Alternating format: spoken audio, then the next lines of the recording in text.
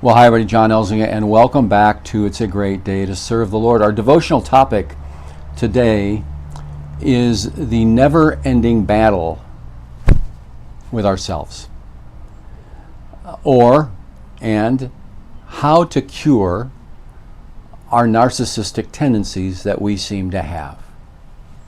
Let's face it, our main focus in life is me. It consumes virtually everything that we do. Our thought life, we think about ourselves more than we think about anything else or anybody else. Our relationships, we see our relationships through the eyes of how it benefits me. Our marriages, when a spouse focuses more on me than we. Even our jobs, we see ourselves in our jobs as wanting to be significant, important, advancing our careers, having attention given to us. In leadership, this is a big problem with leadership, and I call attention to it in my seminar and my book, Leadership Qualities That People Crave. To face this reality, this self-focus that we seem to have, let's take a look at Paul's admonition in Philippians 2, verses 3 and 4, which says, "Do nothing out of selfish ambition or vain conceit. Rather, in humility, value others above yourself, not looking to your own interests, but each of you to the interests of others." I believe Paul wrote this because our focus on ourselves is real, and in fact, it gets in the way of fulfilling God's calling upon our life. It's the main scripture that I use for the S factor for servant leadership that I talk about in my book and in my seminar. So Paul talks, and it says, we need not focus on selfish ambition or vain conceit. Now, a nominal definition of conceit would be a conceited person tends to have an inflated sense of self-importance. Translation: we are the center of our world. He says, in humility, value others above yourself or more than yourself. Great. How do we do that? Well, it says, in valuing persons above yourself, it says, look to the interests of others. There's a key there that we're going to expand on. Look to the interests of others. This is probably one of the hardest admonitions in all of Scripture.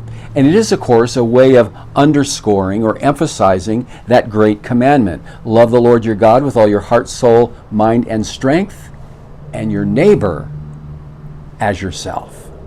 So I want to try to be practical here and address this in a practical way, in a real life way, since everything about us says me, me, me. I'm going to give you 3 S's to cure our narcissistic tendencies. See, stop, and serve. See, stop, serve. All 3 are displayed in the story of the Good Samaritan in Luke 25 to 37. And I'm not going to read that. I think you all know that. If you need to reference it, go to Luke 10, 25 to 37. But let me summarize. There was a guy beaten up and left for dead by the side of the road by robbers. He was robbed and beaten up. 3 people passed by. First and second were a priest and a Levite, the super spiritual people of the world, the godly people of the world. The third that was passing by was a Samaritan, and the Samaritans and the Jewish people were at odds with each other, and I'm assuming that the person at the side of the road was a Jewish person. And the Samaritans and the Jews kind of despised each other, didn't want to do anything about each other. And then there's a Samaritan guy. He's on this road. He's on his way. He's probably a businessman going to a business meeting. He had an agenda for the day. He was going somewhere for some reason. And in this story, then, you see how this busy Samaritan considered others more important than himself. And he short-circuited any degree of self-importance. Again, out of this story, we get the 3 S's. See, stop, serve. Let me start with C. And I'm going to talk about a macro and micro vision that we need to have.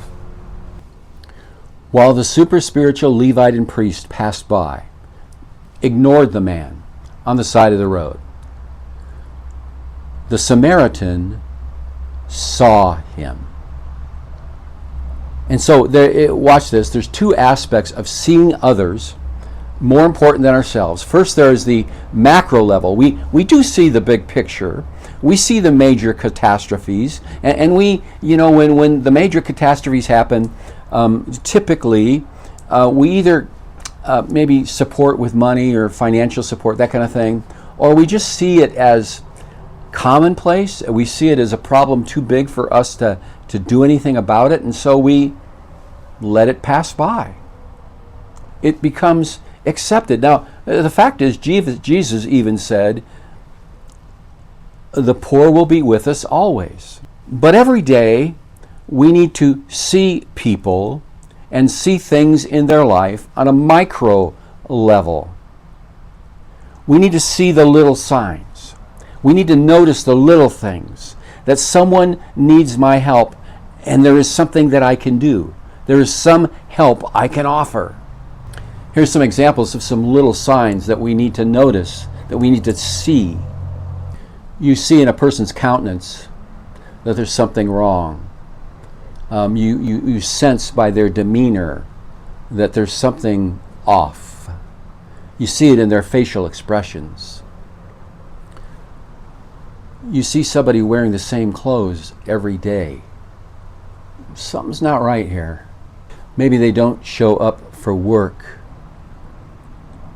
Maybe the person, when you approach them or when you see them across the table, they look down instead of looking at you. Maybe they're very, very quiet when they're usually talkative. These are all telltale signs that there's something off, something wrong, something bothering somebody. Somebody is struggling with something. We need to pay attention to that. We need to see that. See and then stop. Secondly is stop. This is the telltale sign of someone who is more interested in others than themselves. They stop doing what they're doing.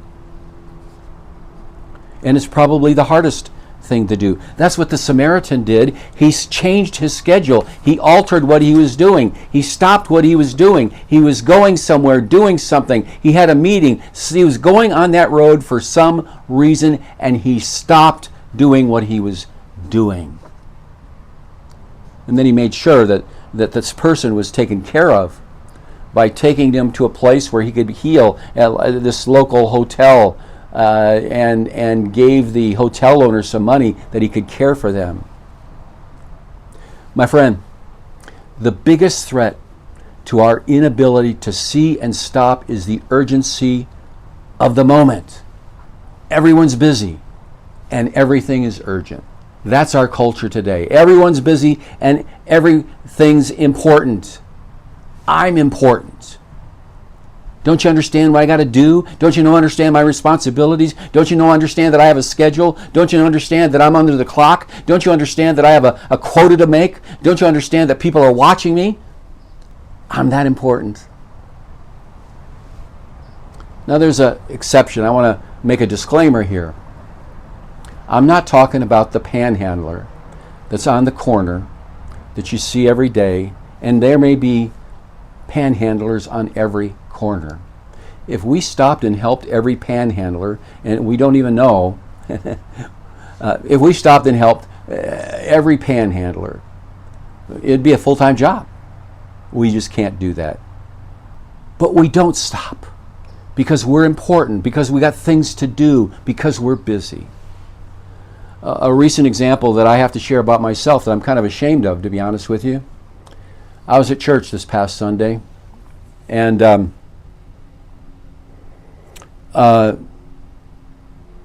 after the service, and we're leaving the church, there is an outer foyer that goes into a bigger foyer of our church. right out of the sanctuary, and then there's a bigger lobby foyer area after that. We were walking out. I noticed there was a young man. He was leaning against the wall, and he was leaning like this. He was praying up against the wall. And as I was walking by, I noticed it. I noticed him. I saw him, and I didn't stop.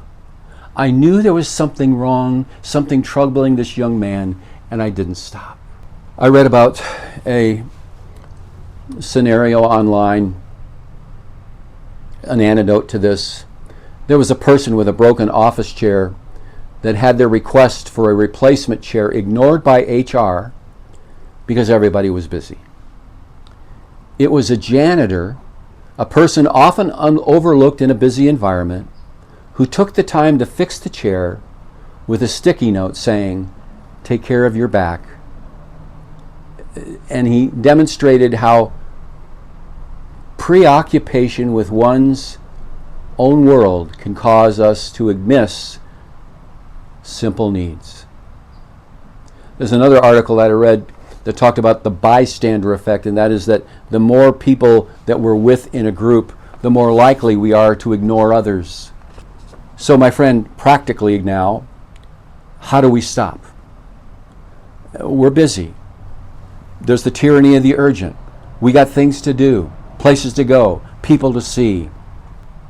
One way to alter your schedule, to stop, is to put it on your schedule. If you're an executive, schedule walk-around time where you're looking for these kinds of things. Schedule a call time where you call certain people. Schedule prayer time maybe if you pray for people or pray with people. I'll tell you a story here many years ago, and this is one way to do this, to schedule time to care for others when they need that. I was running a store many, many years ago down in San Diego, and it was right downtown San Diego, a furniture store. And there was a person that came in about midday, and he said that he needed money for a bus ticket to go to Moreno Valley. And I lived in Temecula, by the way, which is about an hour away. Moreno Valley is about another 20 minutes.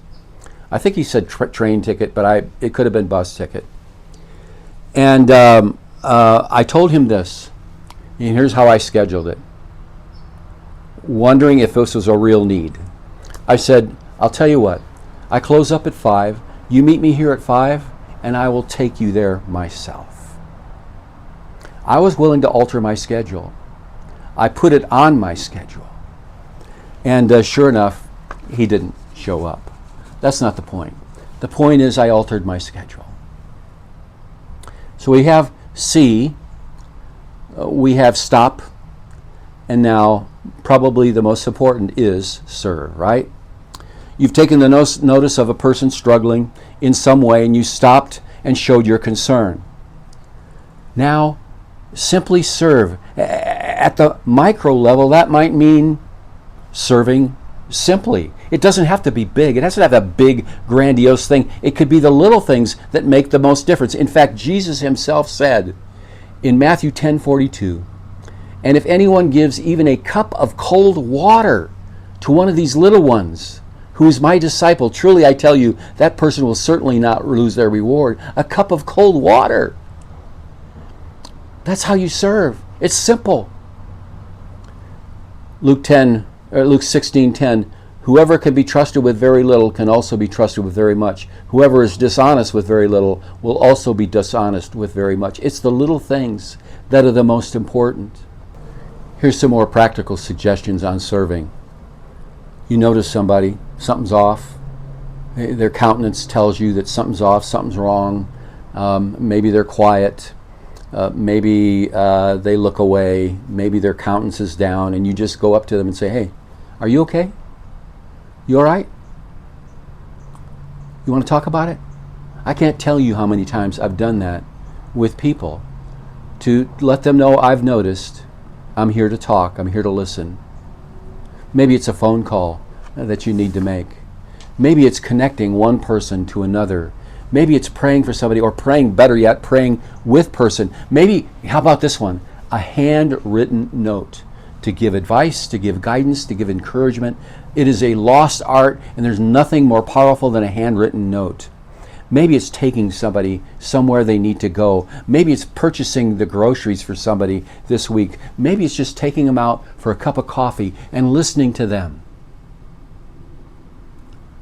My friend, we started talking about the never-ending battle with ourselves and how to cure our narcissistic tendencies. And we found that practically the best way to do this is to focus on 3 S's. See the person. See the person and their issues. Become intuitive about this. Have some intuition and be curious. And then stop. You may need to alter your itinerary. It may not take a lot of time, but it will take some time. One of my best friends, pastor of a church that I used to go to, loved the guy. And we used to get together all the time, and we used to pray at the end. And one of his most common prayers is this: Lord, what's on your agenda today? It's a way of saying, Lord, I'm willing to alter my schedule for yours. And then finally, there is the actual serve. See, stop, and serve. Do something for someone to make their load a little bit lighter today. That's your devotional for this week. If you would please subscribe to this channel, I would really appreciate it. If you would like this video, if you would share this devotional, it would go a long way to have others be able to have access to this devotional series. And if you supported this channel, thank you very much. If you'd like to support it, just send me an email at john@johnelzinga.com. I'll send you a link in which you can make a donation. Well, God bless you, and remember, it's a great day to serve the Lord.